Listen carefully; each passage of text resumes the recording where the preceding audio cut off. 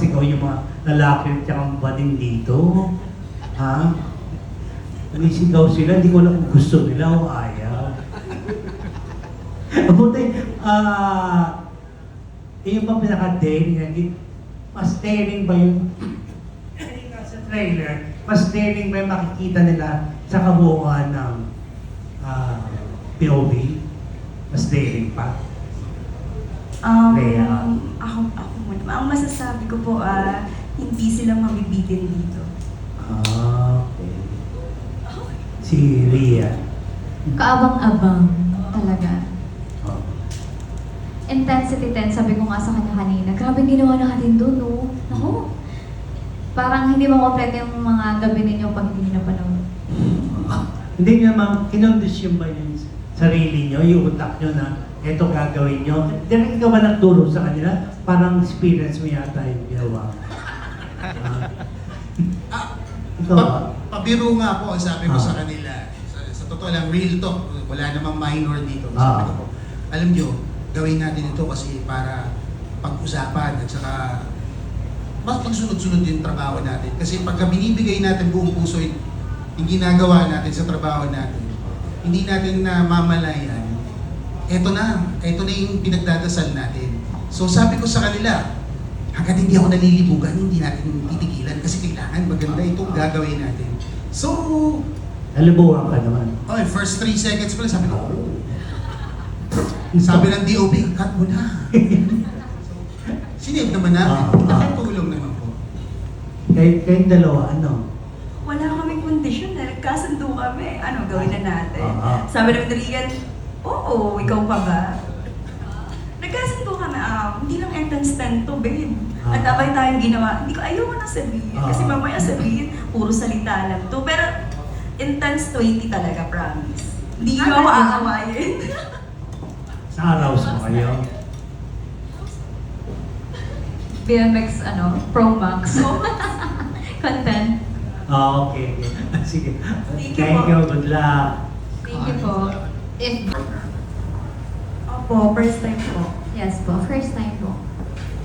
Pero you know each other na before pa lang.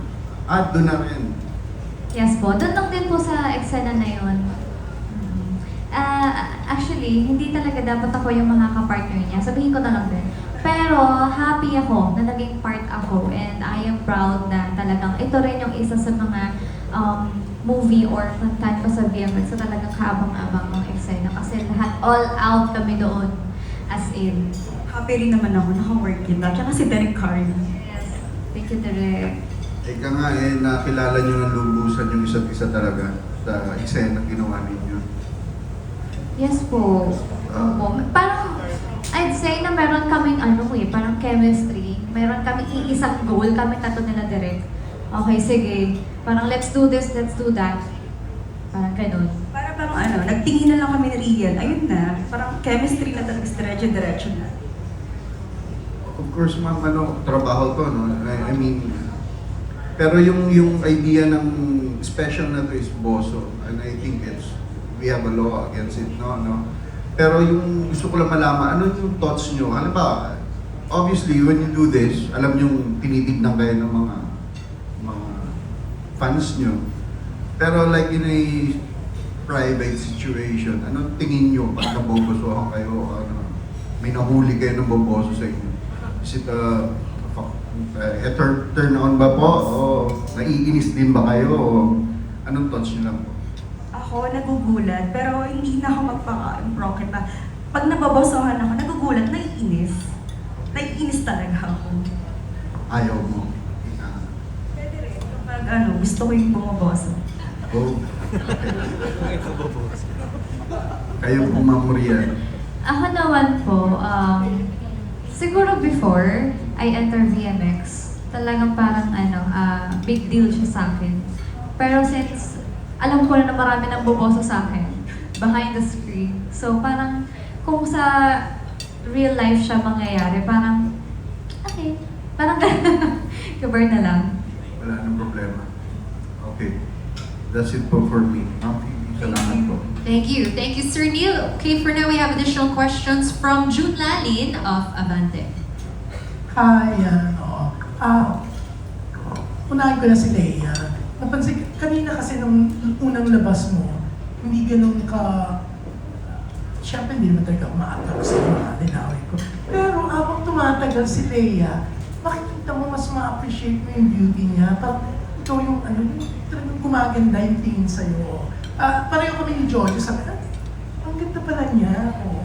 Mas na-appreciate namin.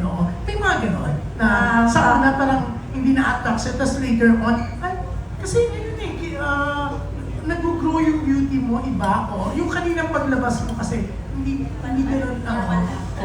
Pero abang pag nagsasalita ka, the way abang sinasagot mo si Neil, sabi ka, ang ganda pala niya.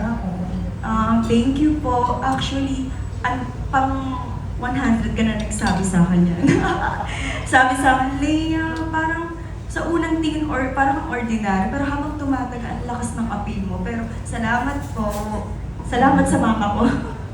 Thank you po. In fairness, di ba? Pero na-shock kami kanina sa trailer. Actually, pasigaw ako. I almost walked out.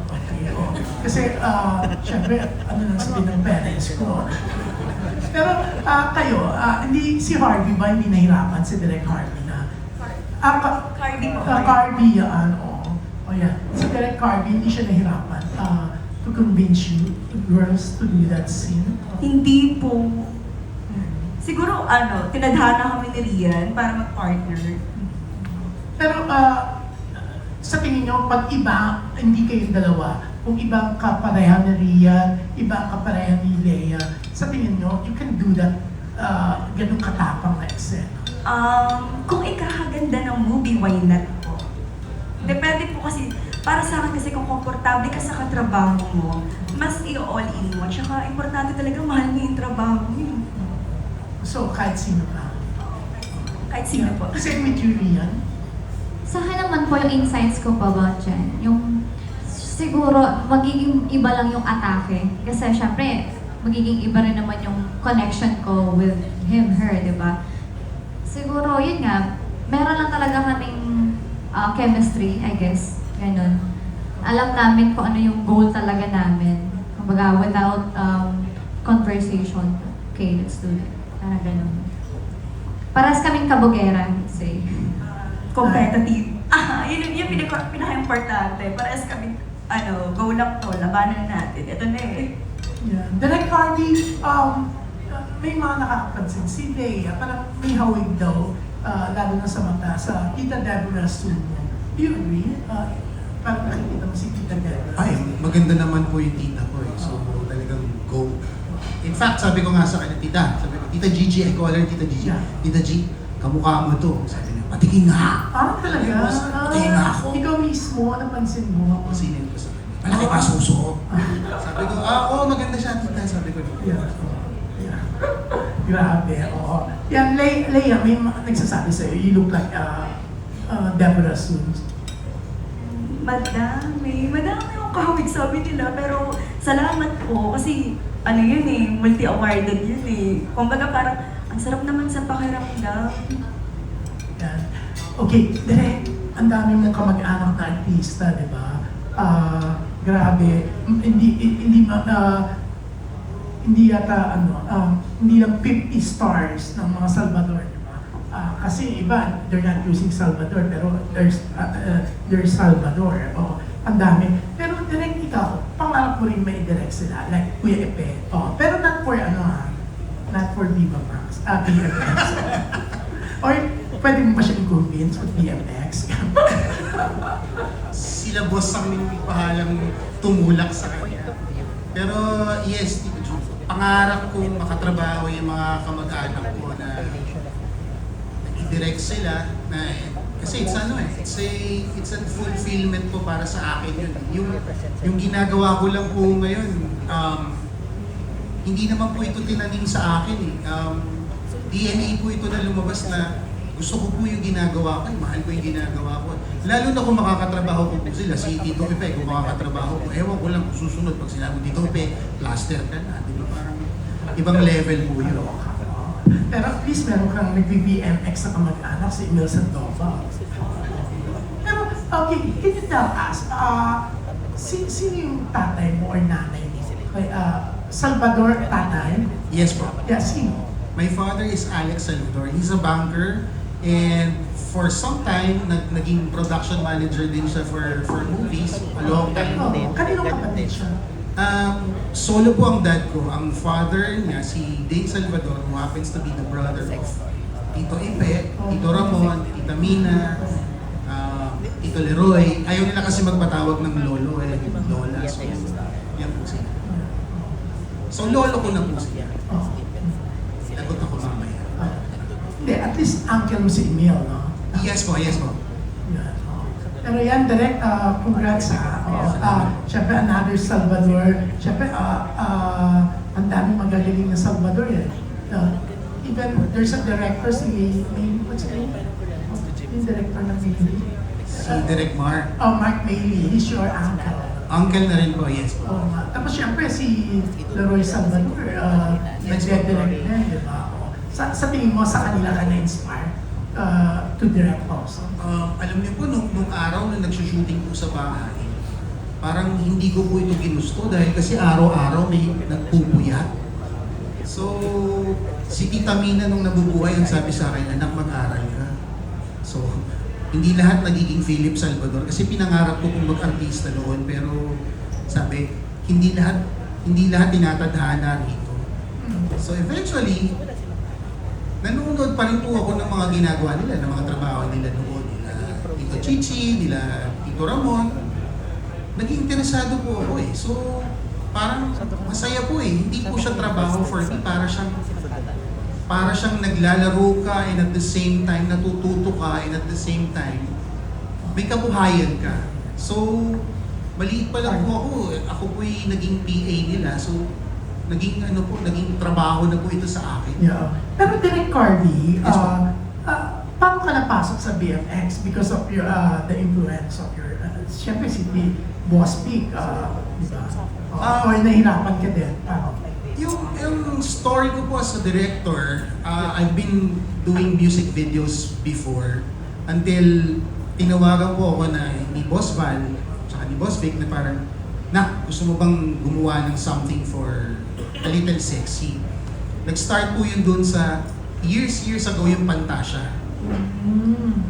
Binigay po nila sa akin yung project na yun. So, sabi ko, anong gagawin ko dito? It's a reality show na maraming girls dito na magpapasexy. So ako naman po, excited ako nung time. And the rest is history. Kaya thank you Viva for always trusting me. Nagsunod-sunod na po So, after. ang dami mo na ba ng projects, Direk? With Viva po, yes po. And during daytime, I'm also a news director and a talk show director din po ako by morning. And by afternoon, pag dumidilim, VMX na po. Bongga, yeah. So, yeah. Thank you, Direk.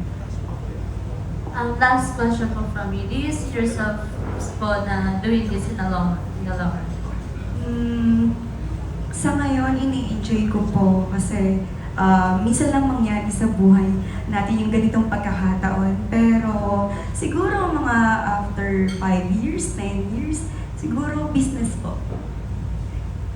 No, Miss Rick. Same with you talaga, no? Oo. Siyempre sa ngayon nga, parang dapat i-enjoy muna natin yung moment since bata pa naman tayo, ganyan. And passion and love naman namin yung ginagawa namin here. Kahit na may mga, siyempre, masasalang eksena, siyempre, it's an art para sa amin. So yun, siguro kung nakikita ko yung sarili ko in this industry in the long run, siguro yes, pero maybe in the mainstream na. Kasi alam ko naman yung deserve ko. Thank you. Thank you so much po. Thank you po. Yung pasilip, no? Katuwaan lang, kunwari, meron kayong pwedeng silipan na foreign o local actor, sino yung pipiliin niyo? For fun lang. Siguro si Miss Angelica. Ay, babae. Babae, oo. Mas fun. Sa For lalaki. for fun lang naman. Sa Angelica. Sa lalaki wala akong isip. Wala kang type sa silipan na lalaki. Wala eh. Wait, ang baka dito meron. Oh. Di wala eh. Angelica Khan. Opo, Angelica. Huwag kang mag-alala, kaibigan ko, sasabihin ko. Si Brad Pitt, Brad. tsaka si Jericho Rosales. Di ba uso-uso sa social media yung POV, yung nagpo-post, tapos may caption. Kung magpo-post kayo ng publicity shot nyo from etong series nyo na to, anong ilalagay yung caption? POV, blank blank blank.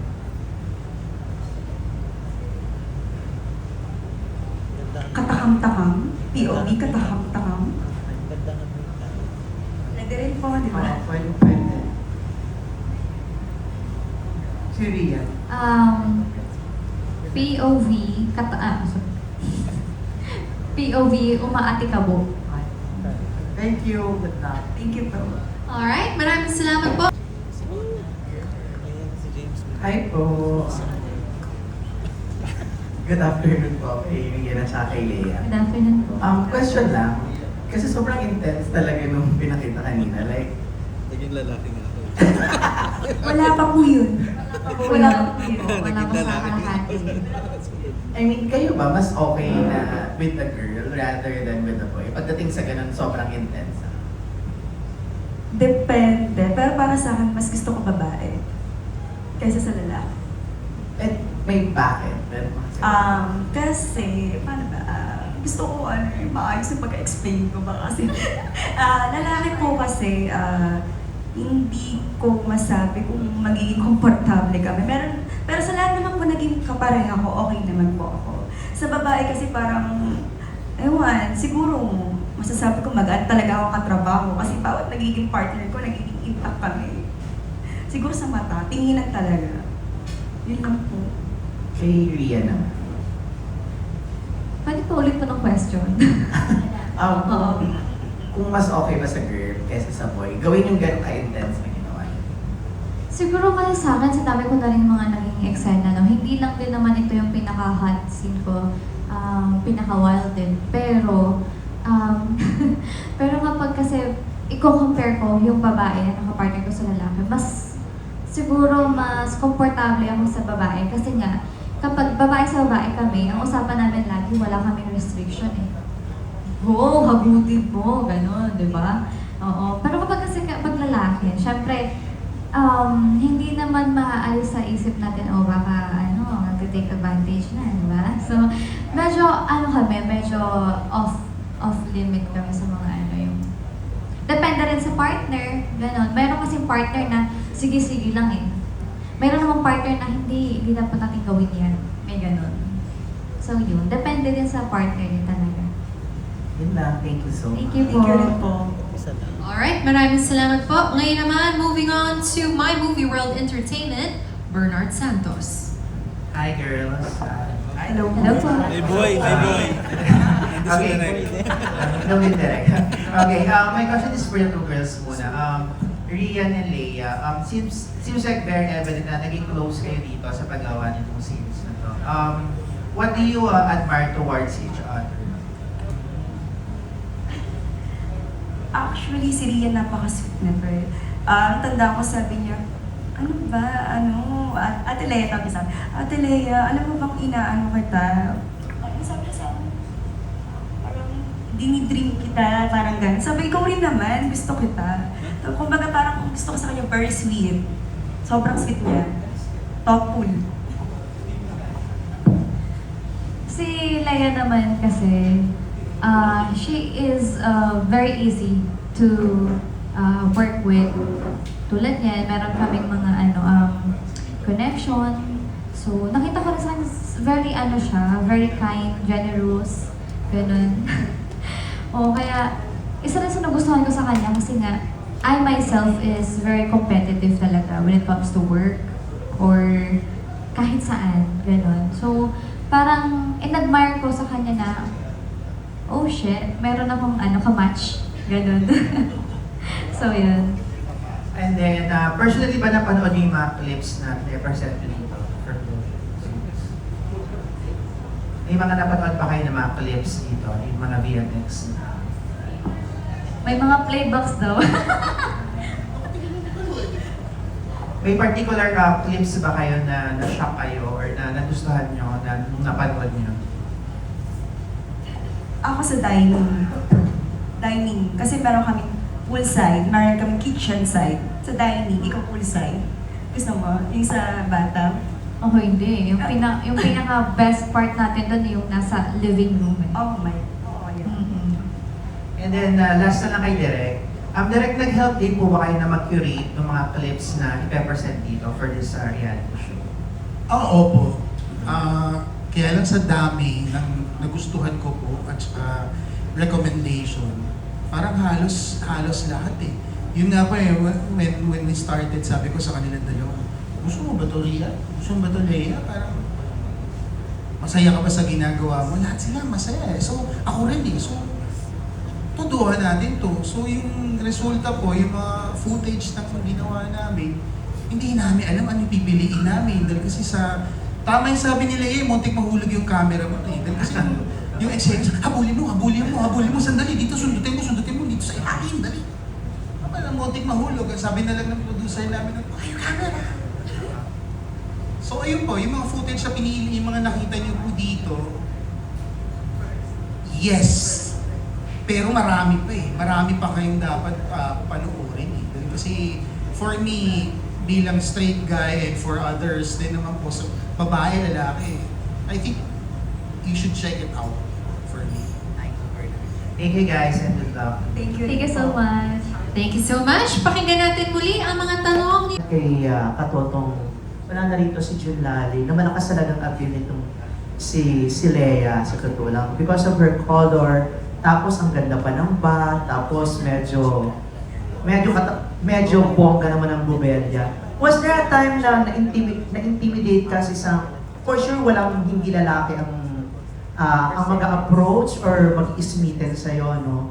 So was there a time na may mga lalaki na lumapit sa'yo and then medyo na-preskuhan ka dahil doon sa parang ng pagpapakilala nila o yung mga pagpapahit nila? At paano mo hinandle yung mga yon? Kasi di ba, syempre madalas ka mag-travel, posibleng walang magkagusto sa'yo. Dahil dito pa nga lang, di ba, ang dami-dami na nagkakagusto sa'yo. Meron, madami. Pero kasi tinanggap ko tong genre ko na sexy star. So, ready ako sa mga sasabihin. Ay, ang laki naman ng ng butt mo, ang sarap mo naman. Magkano ka ba? Mga ganon. Alam mo, sagot ko, wala. Pinupusuan ko lang sila, tapos, block. Ignore. Pero Minsan, thank you. Pero sa personal, meron bang nag-approach sa'yo, ganyan, na nagpakilala, and then parang na-preskuhan ka or something? Or anong approach din ang in-entertain mo? Hindi naman yung parang trinisyohan ka or parang sinexualize ka. Madami. Sabihin, ang sarap mo naman sa kama, ganyan. Tapos, bakit ayaw mo ko? Sexy star ka naman. Bibigay ka rin naman. Alam mo sa approach ko, hindi nyo po ako kilala. Siguro sa work, oo, pero sa personal, iba ako. Matured ako. Madami akong pangarap sa buhay. Kumbaga, minamahal ko lang yung trabaho bilang sexy star.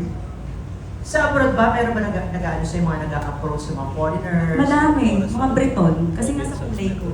Ganon. So, paano minahandle yung mga approach? Takot ako, promise. Bakit ka takot? Kasi baka, alam mo na, malaki. Diba? Takot na yung promise. Mama Rhea. Sabi ganun ni James na din daw. Mama Rhea. Pero saan nagagaling talaga yung tapang mo, Leia, pagdating sa paghuhubad? Kasi di ba, tatandaan ko nung dati kasi parang ayaw pa ng ganito eh. Tapos yung sa Helena, sinabi mo ito, todo mo na talaga. Parang tinanggal mo na lahat ng apprehension mo. Siguro, kasi dati, sabi ko, ayoko nang papaganito. Dapat may restriction ako. Nung bandang huli, in-enjoy ko siya eh. Parang, wala naman kasing masama eh. Tatanda tayo eh. Show what you got, di ba? Kumbaga parang inisip ko na lang trabaho to eh. Trabaho, di ba? Tsaka minahal ko na yung pagiging artist ko eh. At parang ini-enjoy mo na rin ngayon, ano? Ini-enjoy ko. Wala akong pakialam kung anong isipin nila. Basta hindi ko sila tinatapakan.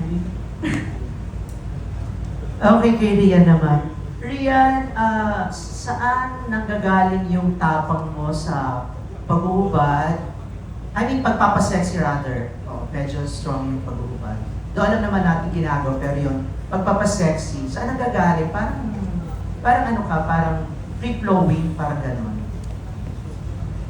Parang ano eh, parang, dami parang ano. Naalala ko tuloy yung makeup artist na sa likod, wait lang, pahapyaw lang. Sabi ko baka madala ko sa harap yung parang mo. Yun po, yung tungkol po dyan, siguro kung ako po yan tatanungin, parang nakuha ko na siya sa dami kasi ng experience ko rin sa showbiz. Hindi kasi ako nagkiklik talaga sa pa-sweet. So why not mag-sexy ako? So yun, parang mas minahal ako ng mga tao doon. Mas nakita nila yung acting skills ko. Siguro kasi tititigan ka nila talaga, diba? And parang second look, papansin na nila yung, okay, magaling siya umarte. Samantalang dati na nagpapasweet ako, parang ignore. Ganun. Maganda.